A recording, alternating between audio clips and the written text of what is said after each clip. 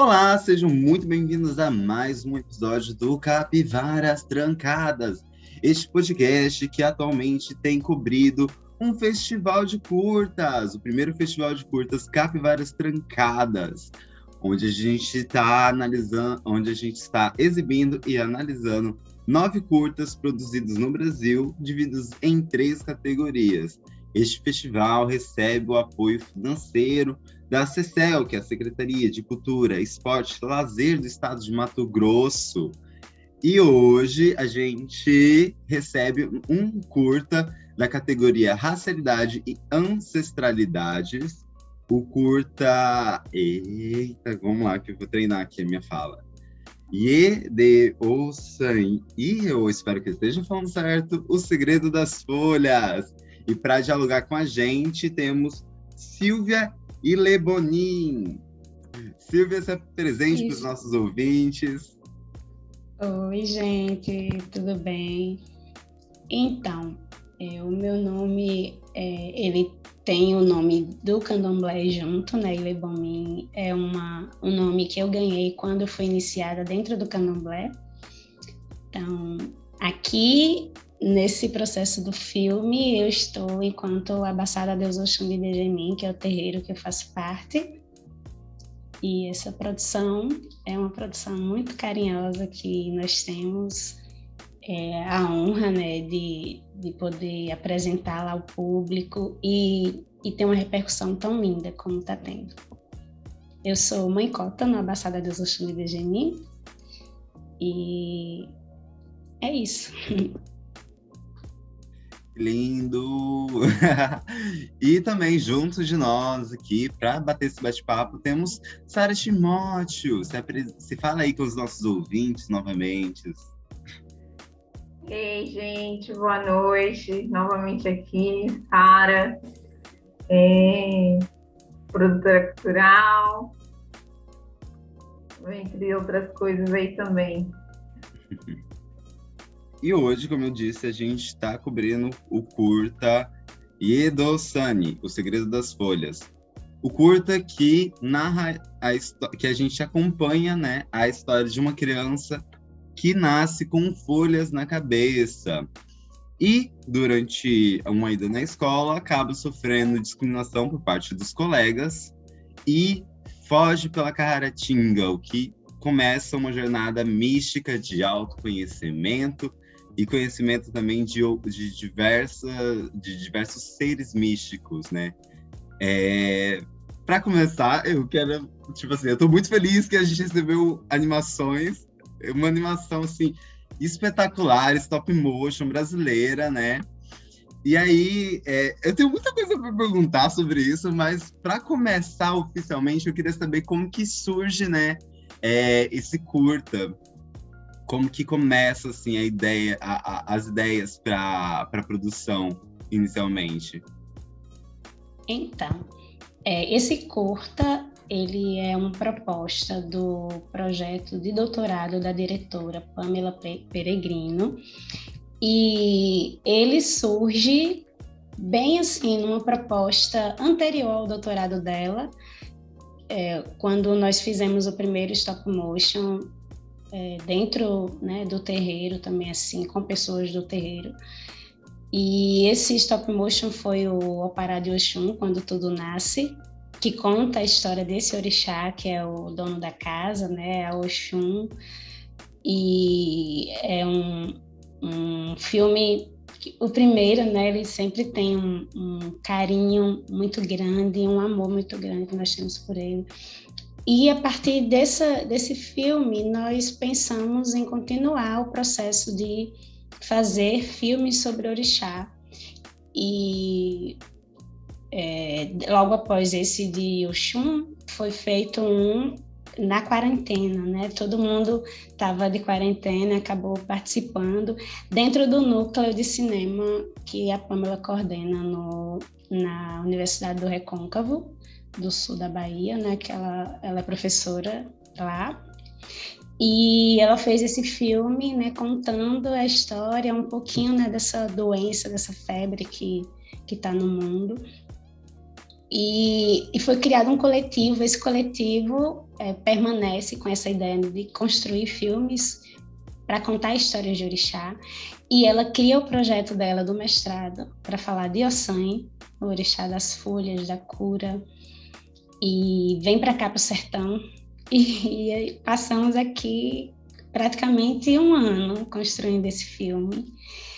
E essa proposta, assim, ela é um estudo tanto para quem está na equipe e com as pessoas também que foram acompanhando um pouco o processo, os nossos amigos que iam e acabavam fazendo parte da produção também, né? É um processo bem bonito que a gente permanece, né? O núcleo é o Itan, né? Que esse núcleo vem para contar histórias de orixá. E é isso, nesse sentido de que são passos que nós estamos dando no sentido de ter produções que tragam essa afrodescendência e também que contem a história dos nossos ancestrais indígenas, né? Que é o caso do Euê de Ossan, que traz tanto a ancestralidade afro quanto indígena também nessa história. Nossa, espetacular, assim, realmente. No primeiro instante que eu vi o curta mesmo, eu falei, gente, eu acho que isso aqui tem que estar na categoria. Tipo assim, a gente tinha, acho que, 5 inscritos em várias, divididos nas categorias, né? E quando eu vi, falei, gente, eu acho que isso aqui vai estar. Aí eu até mandei pra Sara, a gente chegou a assistir junto, né? A gente trocando algumas ideias assim, eu e a Sara. A Sara falou, não, isso aqui é certeza, isso já tá. Quando a gente assistiu os outros, a gente confirmou. Tinha vários curtos muito bons, mas esse, assim, a gente ficou apaixonado. E eu sou uma pessoa que é encantada por animação, né? E ainda mais stop motion, que é uma prática muito difícil, né? E aí eu fico meio curioso, né? O porquê dessa escolha, né? Porque fazer um filme em animação, ainda mais no stop motion, né? Chega a ser uma opção, tendo em vista que demanda muito tempo, demanda muita atividade, uma lógica de produção muito longa, né? E aí eu queria entender o porquê dessa escolha, né, da animação stop motion para contar essas histórias de orixás. Bem, é a linguagem que Pamela trabalha nesse sentido de produzir, né? Ela já tem alguns curtas que ela produziu, né, dentro do processo artístico dela. E quando ela apresenta essa linguagem, né, cinematográfica para a gente, é apaixonante, né? É um processo trabalhoso, longo, né? Mas o resultado é muito incrível, né? Dos processos de animação, a gente se encanta fazendo o stop motion. Apesar de toda a trabalheira que tem, ele é muito encantador, né? Porque todas as fases de cena, de construção, de pré-produção, tudo isso é um estudo muito grande, então gera uma riqueza de conhecimento fora do normal, assim, né? Para todo mundo que está envolvido no filme. Nós acabamos tendo que estudar muito, assim, tanto a estética quanto essa mobilidade, né, de todas as figuras que estão em cena. Então, tem que pensar nisso. Essa experiência, para mim, nesse sentido, né, eu trabalhei um pouquinho no cenário com uma parte do cenário e construindo os bonecos dos animais. Então, pensar nessa mobilidade desses bonecos na construção, né, das figuras, nessa escultura, ela é muito importante e muito enriquecedor, que a gente acaba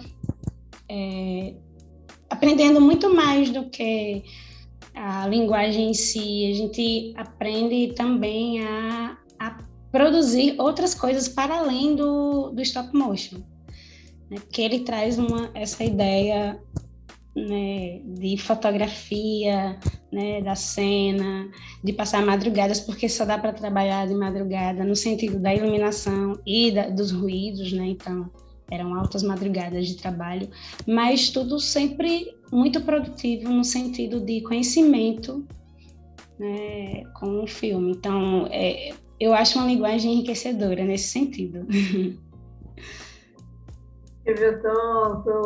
Fiquei querendo entender aqui um pouquinho dessas confecções dos bonequinhos. Você falou que você fez parte, né? Quantas pessoas, mais ou menos, que fizeram essa construção dos bonequinhos?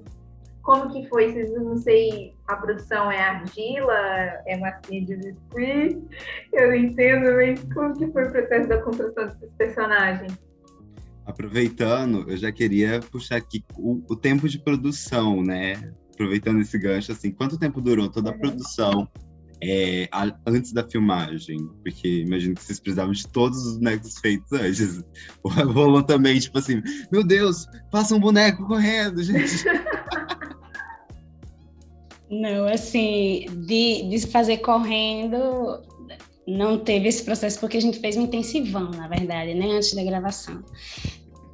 A Pamela tinha um prazo de uma meta de, antes de 1 ano, a gente conseguir terminar tudo, né, a produção, a gravação, a edição, tudo tá prontinho, porque ela tinha esse prazo dentro da universidade para apresentar o trabalho dela. Então, nós fizemos, ano passado, uma espécie de mutirão, foi mais ou menos em março, abril, para montar todo o cenário, né, porque eram 3 ambientes, então era um cenário gigantesco que tomou uma sala inteira da minha madrinha, que é também produtora do filme, Alzeni. A casa dela virou estúdio. E ela cedeu esse espaço, né, da casa para ser o estúdio permanente. Então, nós fizemos, durante uma média de 3 a 4 meses, esse processo todo de produzir o cenário, né, de coletar material, porque toda a mata que é apresentada, inicialmente na parte onde a caatinga se apresenta seca, ela foi toda coletada na mata. Então, nós fomos para a mata coletar galinhos, a terra, né? Vários tipos de terra para trazer essa tonalidade também nos relevos, né? Em todo o cenário. Então, pedras, tudo que está no cenário nós coletamos. Tudo que é da natureza, né? A gente coletou. Os passarinhos, os bonecos, né? Foi outra etapa dessa produção. Eu não participei da produção dos bonecos porque eu também estava em outro processo de estudo e não estava conseguindo. Eu moro em Paulo Afonso, na Bahia. É pertinho de Água Branca, mas essa mobilidade também acabou não dando para acompanhar esse processo dos bonecos. Mas foi uma média de 1 mês também nesse estudo. A Pamela fez um estudo antes, né, do esqueleto, qual o melhor arame, né, qual a resistência desse material para poder a gente fazer. Então, assim, tem um processo do esqueleto, todos os bonecos que precisam ter mobilidade na cena, precisam caminhar, fazer algum movimento. A gente faz esqueleto com arame, e aí cada vértebra, né, cada junta do animal que precisa se movimentar tem um tipo de joelhinho, né, que a gente coloca com Durapox, geralmente. E esse esqueleto ele é colocado dentro de uma matriz que a gente faz anteriormente, que é uma matriz de massinha. É uma massinha que ela é específica para cinema, ela não endurece. Então, a gente reutiliza várias vezes ela. A gente faz o protótipo, né, o primeiro bonequinho, com a massinha, depois a gente tira a forma no gesso, e a partir daquela forma a gente faz os bonecos com o esqueleto, cada boneco tem o seu esqueleto, né, próprio, com a mobilidade que é exigida na cena, e nós fazemos com silicone os bonecos, né? E todas as partes têm que precisa, por exemplo, a criança das folhas, né, que caminha, no pezinho dela tem uma roelinha, um parafuso não, uma roela mesmo, que a gente tem que colocar no parafuso do cenário, que fica, cada lugarzinho que ele vai andar tem que ser furado. Então, assim, tem a fotografia, mas também tem uma parte que tem que paralisar para ir com a furadeira e furar onde ele vai pisar.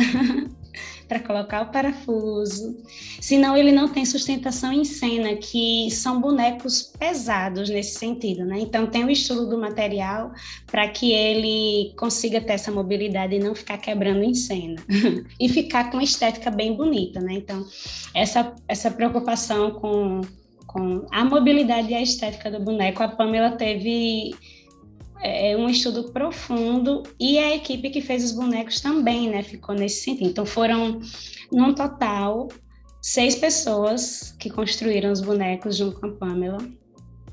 Eu fiquei com os animais depois, quando já estava gravando, e os animais não todos, né, porque tinham aves, aí as aves algumas pessoas também que participam desse processo, nossos amigos, e a Alzeni, né, e a Pamela e Felipe, todo mundo que estava envolvido acaba, né, participando, mas eu fiquei com os animais maiorzinhos. Os pássaros foram alguns, as cobras eu não fiz, então só os maiorzinhos. Então tem vários animais em cena que são takes rápidos, que eles aparecem, mas que passaram um tempinho para serem produzidos, né?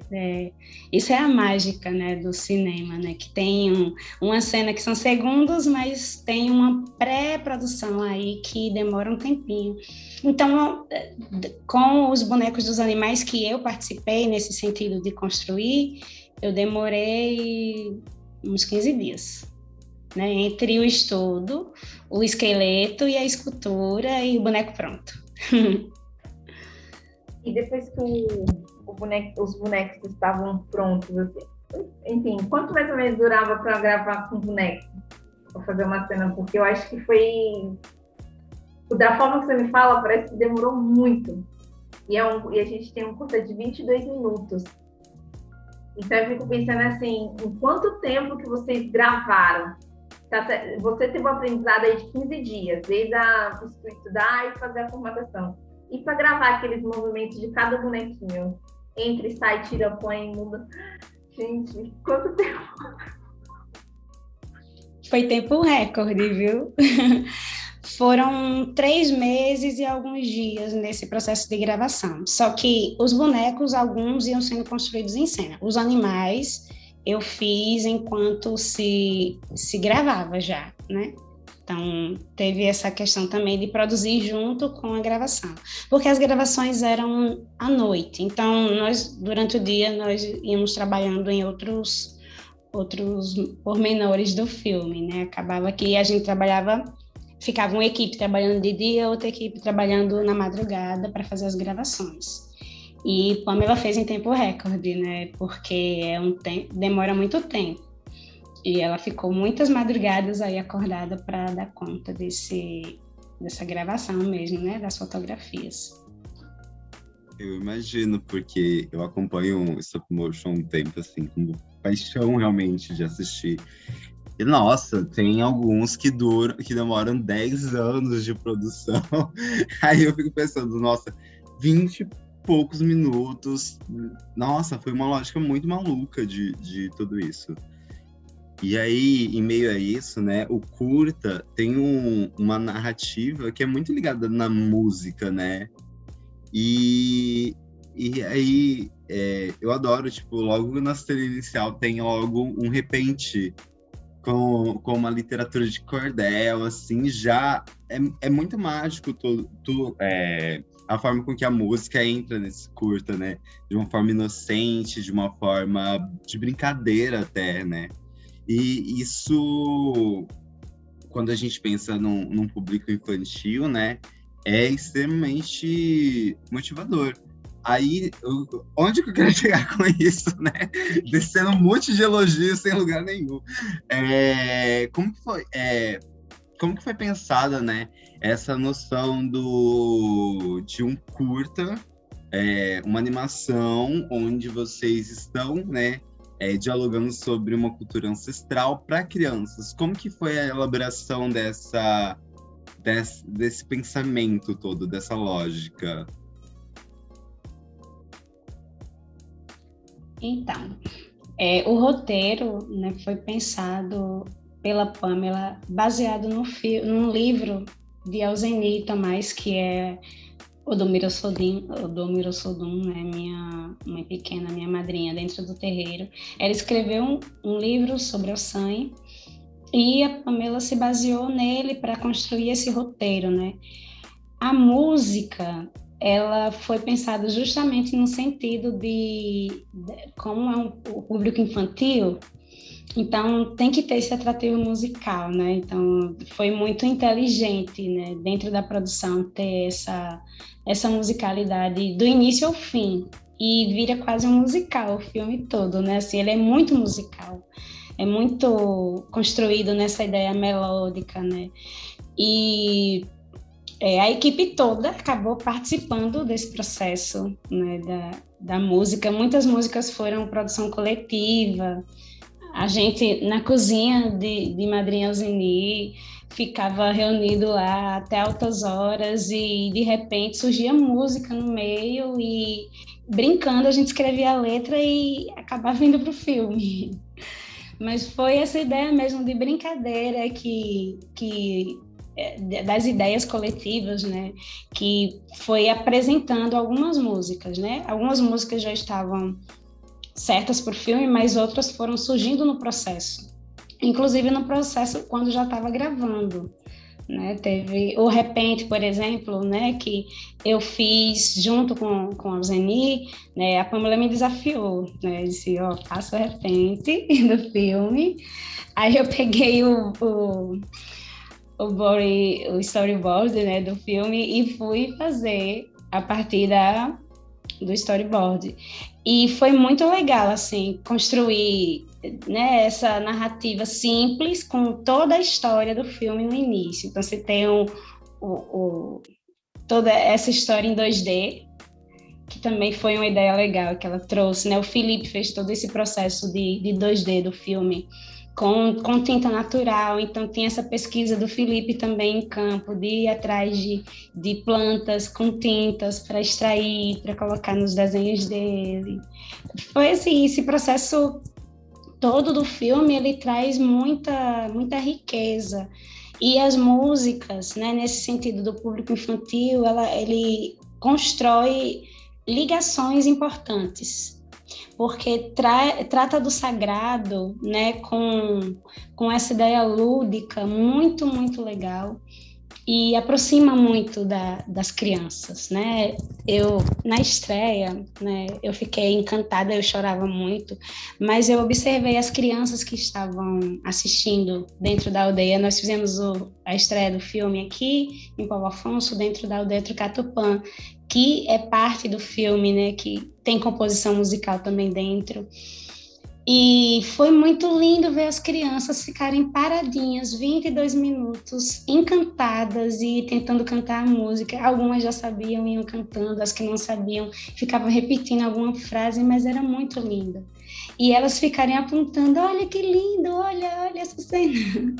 Foi muito mágico, assim, né? Assim, essa estreia, para mim, foi uma resposta importante desse público, né? Para mim e para a equipe inteira, de ver as crianças compreendendo toda a mensagem do filme, né? E ver a música como essa mágica que liga tudo. As músicas agora foram compostas por...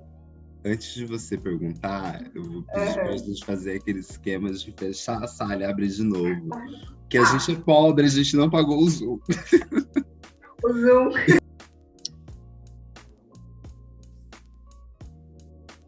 Silvia, as músicas, elas foram compostas especialmente para o curta, ou eram músicas que já estavam prontas e acabou de caber com a narrativa do filme? Foram todas compostas para o filme. O Marcelo Marum, que é o nosso... Ele assina a produção musical. Ele é muito incrível, ele tem uma sensibilidade maravilhosa para essas composições. E a Pamela, quando deu a missão para ele foi fantástico, assim. Ele pegou realmente esse sagrado que está presente no filme e trouxe ele muito bem nas letras, nas composições, nas melodias, muito perfeito, assim. Nós tivemos um produtor perfeito para o filme, né? O produtor musical. Ai, encantador. Um dos momentos, assim, que primeiro me atinge do filme, né? É aquela cena da escola, em principal, né? Que é uma cena, assim, que não acontece visualmente pra gente, mas a música e as animações, né? As animações 2D, no caso. A gente tem que pontuar, né? Quando é 2D e quando é stop motion. Mas a animação 2D, ela dá aquela ilustrada, assim, de uma violência, assim, até bem pesada, né? E aí, muito... Pra mim, ficou muito forte a forma com que o filme também tá falando de um certo preconceito ao ponto de religião, né? As crianças debocham do protagonista, mas em primeiro lugar é por conta das folhas que ele tem na cabeça, mas aí eu fico olhando assim, falando, gente, essas folhas são algo mais, são alguma coisa, né? E aí, como que é falar sobre essa questão mesmo de um preconceito que em algum momento a gente lê como preconceito em relação aos cabelos da criança, em outro momento a gente lê preconceito em relação à religião que ela carrega e que ela está presente na escola, né? Como que esse diálogo atravessou vocês na produção do curta?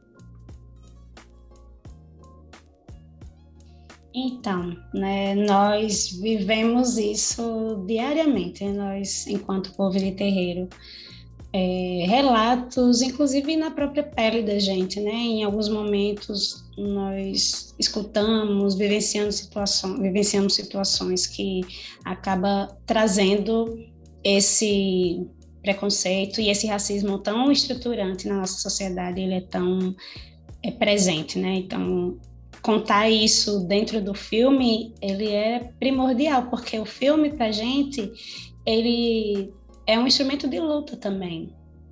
Ele traz visibilidade para um grupo, né? Para um povo, e ele tem que servir de instrumento de luta também, porque essa realidade, ela existe, mas ela precisa ser repensada. Inclusive pelas crianças, quando elas estão nos meios onde os pais vão reproduzindo essas situações preconceituosas e elas acabam aprendendo isso e reproduzindo sem refletir, né? E os desenhos, quando se apresentam às vezes as cenas da violência, como você trouxe aí, mas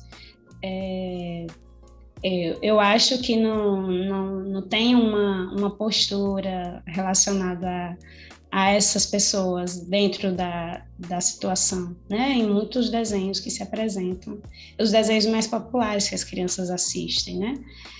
E elas precisam entender que essa realidade existe, mas que ela não pode ser aceita, não pode ser normalizada. E dentro do filme, a criança, ela consegue, através desse contato com o sagrado, ela consegue reverter essa opressão que ela passa, né, no início.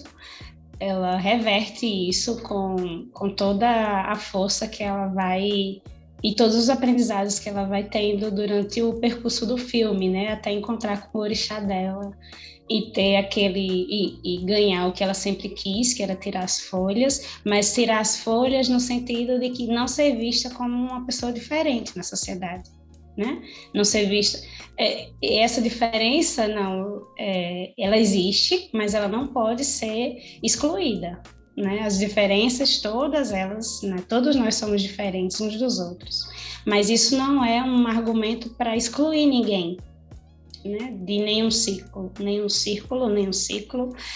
E dentro do filme, essa abordagem ela é feita nesse sentido, né, que a criança vai passando por ensinamentos importantes em contato com os seus ancestrais, com os encantados, né, do povo indígena, com o orixá, né, dentro da cultura afro. E ela vai percebendo que ela tem tudo dentro dela, e essa força que ela tem para resistir nesse processo de opressão que nós vivemos enquanto sociedade, né, enquanto povo de terreiro, enquanto povo negro, né, essa opressão ela vai ser uma forma ela vai ser enxergada, né, de uma outra forma, de outra perspectiva, através do sagrado, através desse reconhecimento da sua identidade. Né? E ela sai com esse orgulho dentro do filme, né? Ela sai com orgulho de estar com a carequinha dela ali, com os fios de conta do seu orixá, indo para a escola, né? Encontrar com a mãe dela. E essa mensagem é muito bonita, assim, dela se perceber como esse ser sagrado e importante dentro da sociedade, e que nenhum desses processos, por mais violentos que eles sejam, eles não vão apagar a história dela, ou apagar ela dentro da sociedade, né? Isso eu acho que é o mais importante dentro desse processo do filme, na mensagem que a Criança das Folhas traz, né?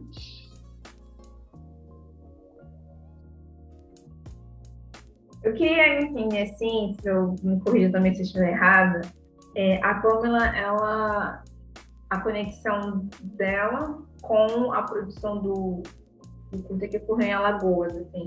Porque eu dei uma pesquisada, parece que ela fez essa tese, né, tese de doutorado dela em pós-graduação de artes cênicas do Rio. E aí eu queria entender como que aconteceu essa conexão do filme ter sido gravado em Alagoas. Nós conhecemos a Pamela no Opará de Oxum.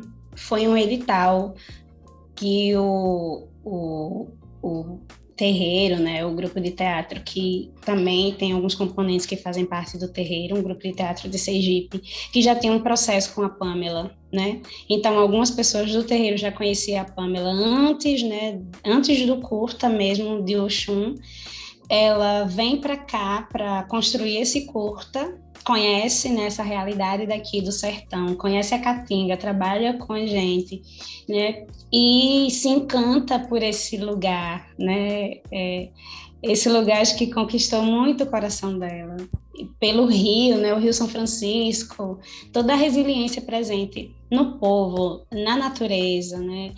E aí ela decide escolher esse espaço como um espaço importante para atuar, né, enquanto o terreiro ele é sediado aqui, né, o Abaçada de Oxum de Gemi, e essa conexão com o terreiro está muito presente nos filmes, né, então ela traz essa narrativa também por esse lugar, né, esse lugar do terreiro, mas acho que essa escolha é muito do coração dela, porque ela poderia falar de orixá em qualquer lugar que ela esteja no planeta, mas ela vem para cá, então é o coração dela que guia muito essa decisão dela de estar aqui construindo com a gente esses filmes, né?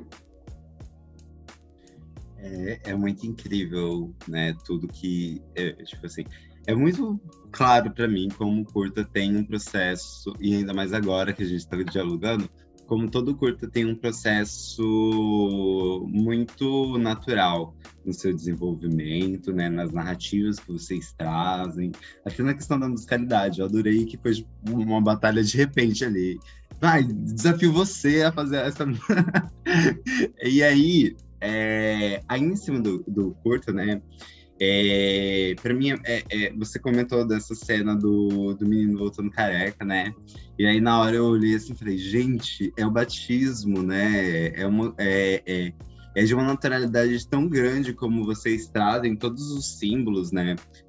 Das religiões de matriz africana e como uma mensagem de fortalecimento também dessa criança.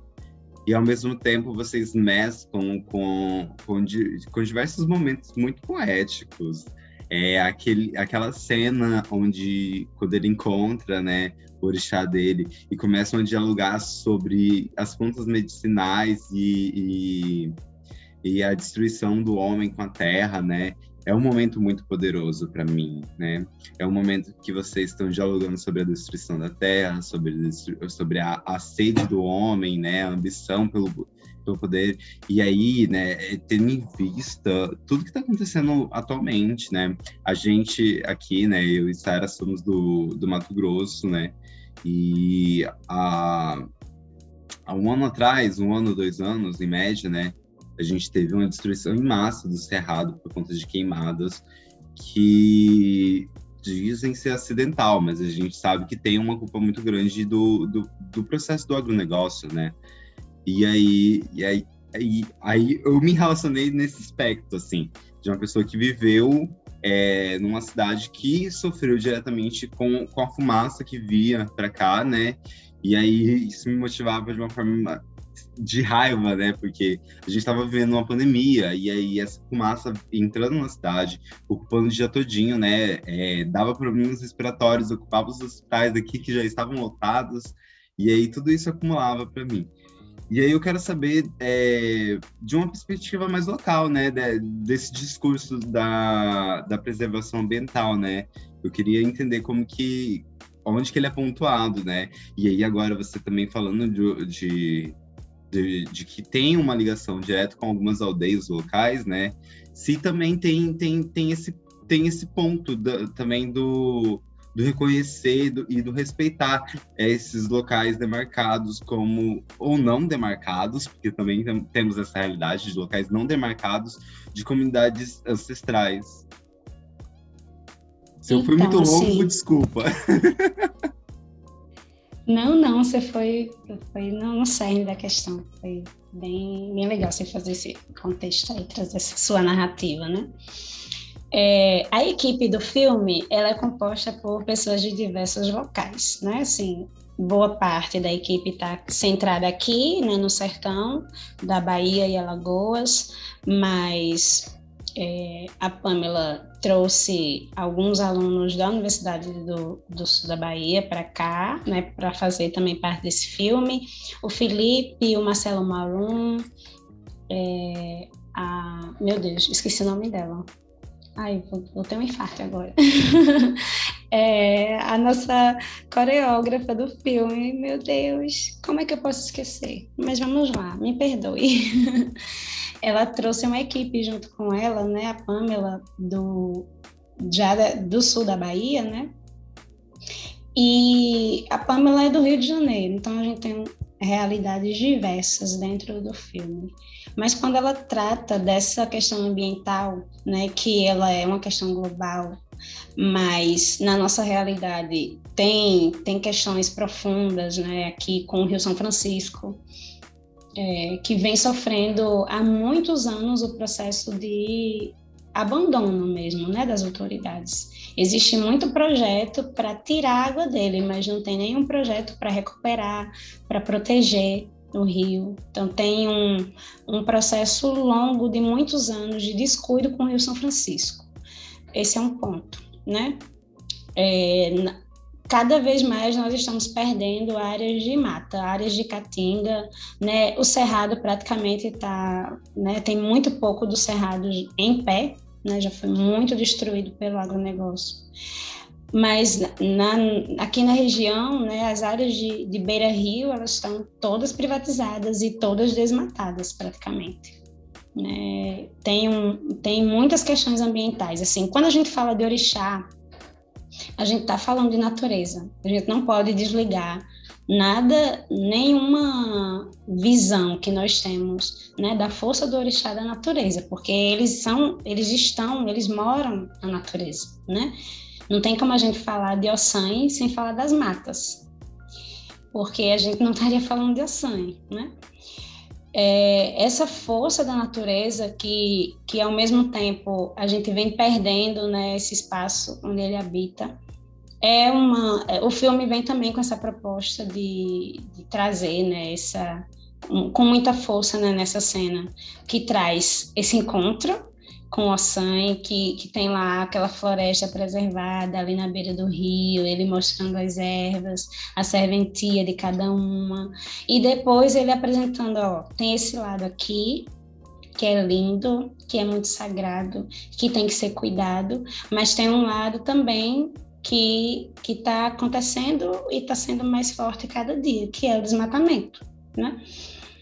E aí, quando ele apresenta isso no filme, né, com a erva que cuida do coração partido, que não existe mais porque desmataram a área que ela estava, aquilo ali é poético e impactante demais, né, para a cena, assim, para o público que está assistindo, porque você acaba não tendo uma cura para o seu coração, né?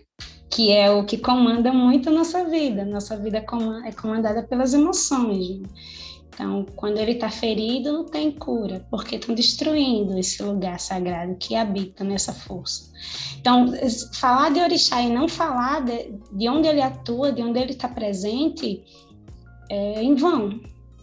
E quando a gente traz essa questão, e a questão também das terras indígenas, né, que a história ela conta, ela traz a força afro e a força indígena também, é outra questão importantíssima, porque nós vemos, né, os donos primeiros, primordiais e verdadeiros dessa terra são os indígenas, e eles foram expulsos desde 1500 até hoje, né? Eles continuam sendo expulsos do seu lugar, da sua morada, e também não dá para admitir isso e naturalizar, né? Então, trazer esses territórios dentro, né, dessas abordagens mais lúdicas e refletir sobre eles é muito importante, né? E quando a gente exibe esse filme, eu exibi na escola, que eu sou professora também, a gente fez um debate acerca disso, com essa ideia dos territórios também, né, que vem se perdendo, e aí quando se perde não só o espaço físico, se perde a cultura, se perde a espiritualidade que habita ali, né? Toda a força presente naquele espaço também vai junto, né? Não é apenas o espaço físico, tem muita coisa envolvida ali. E é muito importante nós, enquanto, né, coletivo que trata de orixá, que trata de história de orixá, trazer essa história também para a nossa luta, que ela não está descolada, né? Os orixás, eles não viveram aqui na Terra sem trazer esse exemplo também de tá lutando por suas, né, por seu povo, né, pelo seu clã, né? Então, assim, essa ideia de você também preservar essas memórias e os espaços que essas forças atuam é importante. E esse debate é importante, está presente em todas as nossas produções, né? Ele é um caminho que a gente segue e segue com muito cuidado, muito respeito, porque toda a arte ela é um instrumento de luta. Ela precisa ser entendida assim, senão a gente não consegue avançar. A gente vai apenas pensar uma estética sem pensar nesse contexto, a gente não avança muito.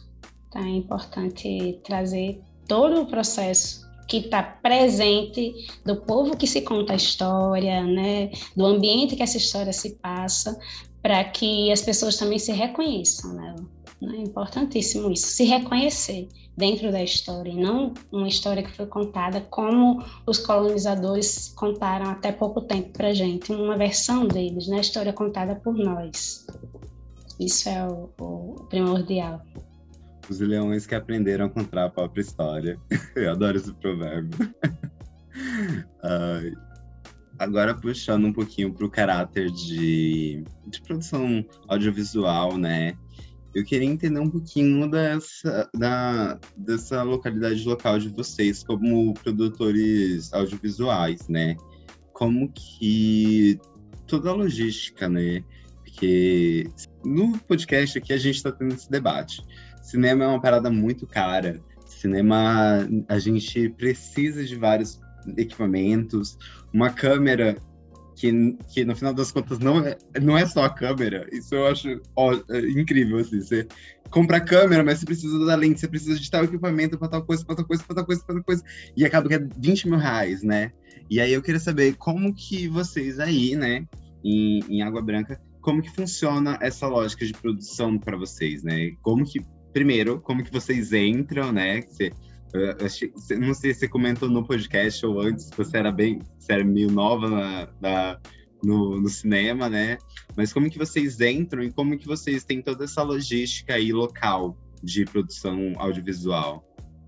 Então, esse filme, ele não teve recurso de nenhum edital e nenhum patrocínio. Foi feito assim, com a garra e a força e o salário de Pamela, de professora, e as nossas contribuições, tá? Então, assim, todo mundo contribuiu da forma que podia dentro do filme.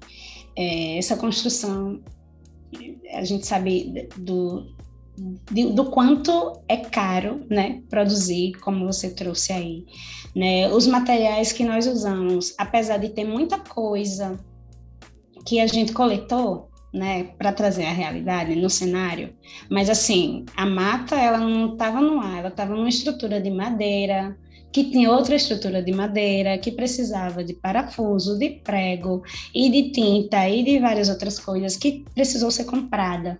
Os bonecos da mesma forma, né? Então, muito material, muita coisa, a Pamela encarou e comprou, né?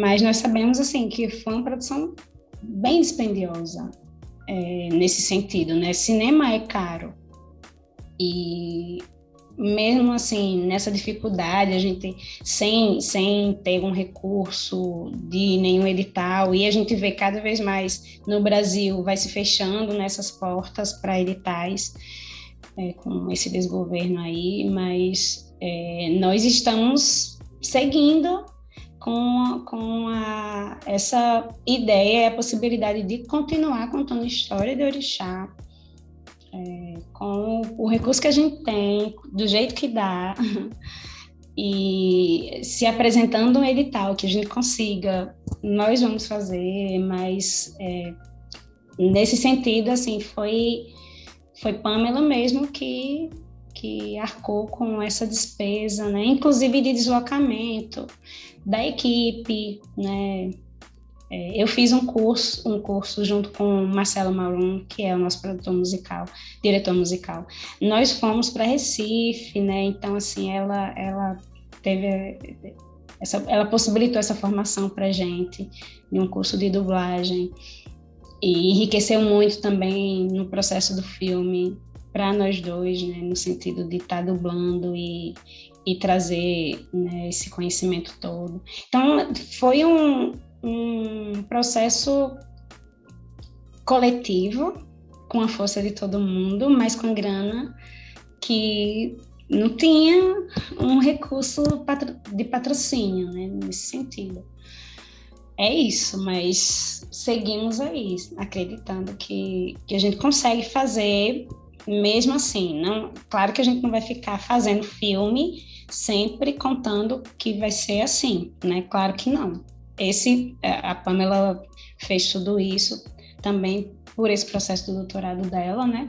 Mas, claro que nossas produções a gente não vai ficar pensando que serão dessa forma, né? A gente vai ter que ir construindo dentro desse coletivo formas de ir captando recurso para as próximas produções, né? E se for independente, que a gente vá também criando essa forma de ter um espaço colaborativo no sentido financeiro também, né? Para que o filme seja produzido. Eu não tenho nem o que falar depois disso, né? Em relação a qualquer tipo de financiamento, de captação de recurso, né? Eu acho muito potente quando é realizado cinema nessa forma, né? Porque não é ali a grana pela grana, né? Tem todo realmente um propósito muito maior, assim, alma, corpo, né? Do projeto acontecer. Tivemos uma história parecida aqui, eu e o Rico, e também já gravamos sem, assim, nada. Nada, assim. As poucas coisas que conseguíamos assim, era abarcar também locomoção, basicamente. Uma coisa que eu queria entender, que eu não entendi. Eu vi que são 2 coletivos, eu acho. Tem o ITAM, que é o Cinema Negro de Animação, e o coletivo ECAN, eu não sei, desculpa se eu estiver falando errado. E eu queria entender, assim, se esses coletivos estão na mesma região, se são coletivos diferentes, se estão localizados diferentes. E a relação, não sei se a Pamela, né, tem a relação direta com algum deles, e aí foi a conexão perfeita que está causando toda essa maravilha que a gente... O ITAM, ele está ligado diretamente à Universidade do Sul da Bahia, né, o coletivo com os estudantes que fazem parte da equipe, que construíram o filme também, né, a Pamela coordena esse coletivo, e o ECAN, nós estamos aqui enquanto sertão, dentro dele. Eu me sinto ITAM também, de uma certa forma, apesar de não estar na universidade, mas também me sinto do ITAM, porque acaba sendo um coletivo, né? São 2 coletivos, mas por essa formalidade acaba sendo um único grupo, né, que vai contando essa história.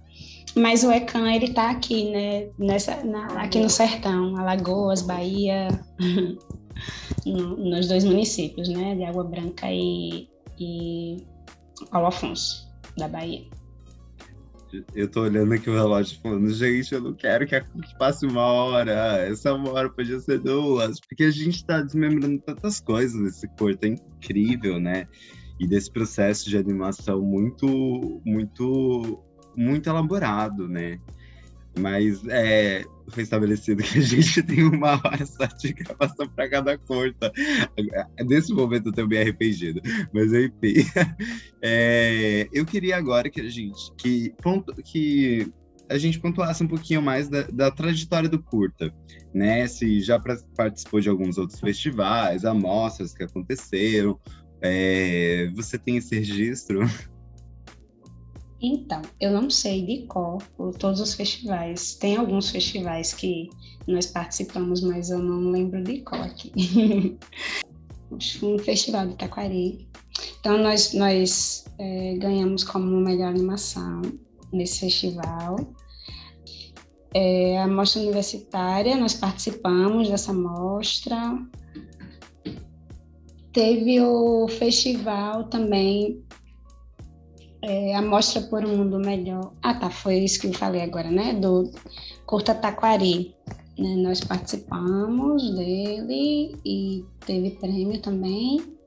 A segunda mostra artística na Unirio, dentro do colóquio da pós-graduação, que não sei o curso, é o PPGAC.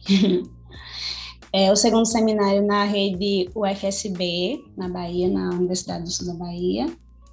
Terceira mostra de cinema negro no Espírito Santo. Nós participamos enquanto filme, na categoria animação.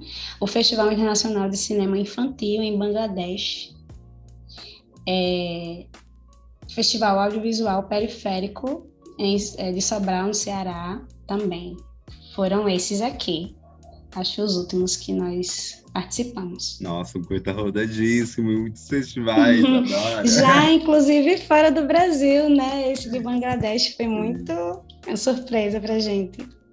Ai, que maravilha. E pra mim eu concordo, assim. Então, tem que rodar um monte de mundo esse curto, porque realmente é um curta muito bonito, tem um discurso muito potente, eu fiquei cadela, não vou mentir, não. A gente não teve nem questões, não tive nem questões assim, né? Eu tava teimando assim, não, gente, esse curta tem que estar na mostra, porque e eu fiquei muito honrado, assim, sinceramente, de ter recebido a inscrição, porque quando eu assisti, eu fiquei, gente, é tudo pra mim.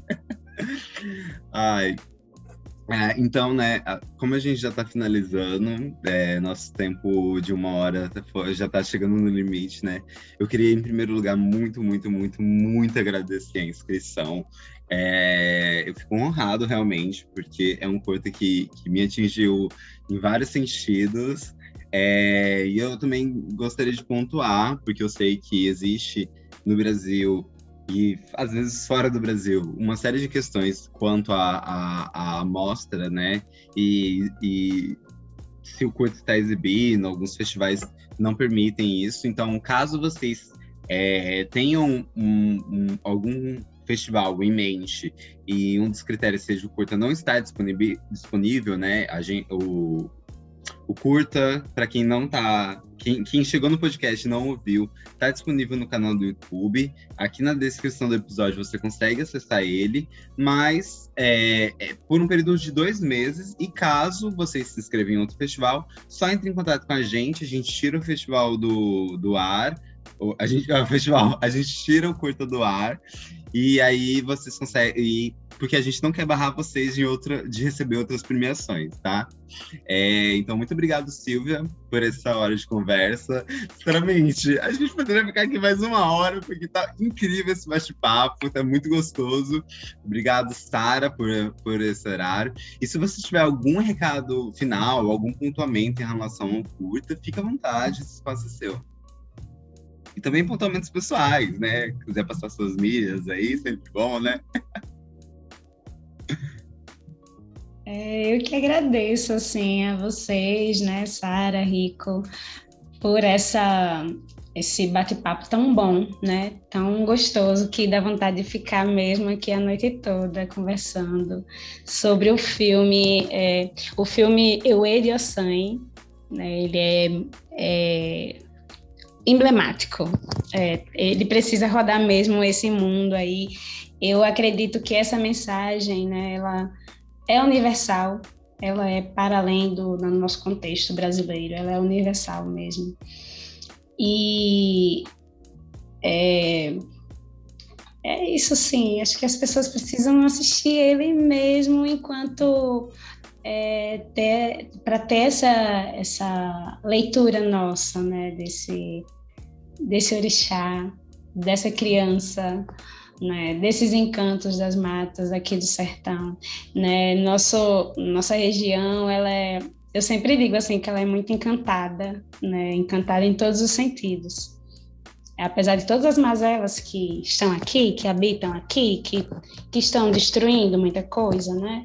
Com o aval do Estado, mas nós temos toda a beleza encantada do povo, da mata, dos animais, das forças espirituais que atuam aqui, dos orixás, dos caboclos, de todos os povos, né? A diversidade de povos que nós temos aqui é fantástica, né? Os povos indígenas, os povos de terreiro, que andam juntos de mãos dadas nessa luta aí para preservar não só, né, os espaços que nós temos ainda poucos, né? Poucos espaços de natureza, mas preservar também a cultura, a memória, a história, né, desses povos, a luta desses povos, e dar visibilidade a essa luta é muito importante, né, porque as pessoas precisam entender que luta, ela é um processo que não se encerra na história, não se encerra. E que também todos nós estamos envolvidos nesse sentido, né? Porque a gente precisa também estar junto nessas lutas, né? Para poder tentar mudar o mundo, para o mundo ser melhor, de certa forma, né? A gente precisa estar junto nessa. Todo mundo que acredita no bem, que acredita que dá para mudar, que acredita que a mudança acontece a partir da gente, nós precisamos sempre estar unidos. Esses espaços aqui são importantíssimos, né? Os espaços de debate, de discussão, eles conseguem atingir, né, muito mais do que a gente espera, eu acredito. Quando as pessoas ouvem, quando elas participam, elas estão também tratando dessa transformação, dessa revolução que está dentro da gente, mas que ela se amplia para todas as forças que atuam na Terra e fora dela também. Né? Todas essas forças têm um papel importante aqui na nossa vida. E lembrar aqui que eu olhando para Sara, você parece muito com Natália, mulher, eu esqueci teu nome, mas eu lembrei agora. Como é que eu poderia esquecer? Nossa, dançarina, bailarina, coreógrafa do filme, né? Ela é muito incrível. E a pessoa que faz o Menino das Folhas, a voz dele é a Natália que faz, a criança das folhas. Que delícia. Eu conheço E a você Natália, parece mas muito com Tom ela. Haber. Parece com Ai. ela é muito fofinha, ela é muito linda. A equipe toda do filme, né? Todo mundo tem essa beleza incrível, assim, que irradia na pele, dentro e fora. Ai. E é só por isso mesmo que a magia está presente, porque eu acredito que essas forças que estão na gente, todos os espaços que a gente atua, elas também irradiam a força dela. Então, o filme traz a beleza que está no filme, é a beleza dessa equipe toda, de Euseni, que disponibilizou a casa dela quase um ano para ser esse estúdio, o carro dela também, para estar se deslocando nos espaços, o livro, a história, a vida dela, para estar nesse filme, né? Acho que todo mundo que está nessa equipe é muita luz junto, muita luz mesmo. A Pamela que concebeu.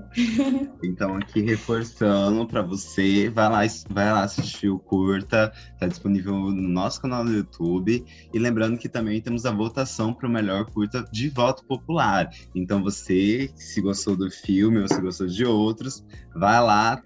Tô aqui na descrição e no link do YouTube está aberta as votações, então você pode votar a qualquer momento. E o resultado sai em algum momento que eu vou colocar na pós-edição. Novamente agradecer, muito obrigado a quem está ouvindo e até o próximo episódio. Beijos! Este podcast faz parte do movimento LGBT Podcasters. Conheça outros podcasts através da hashtag LGBT Podcasters ou do site www.lgbtpodcasters.com.br.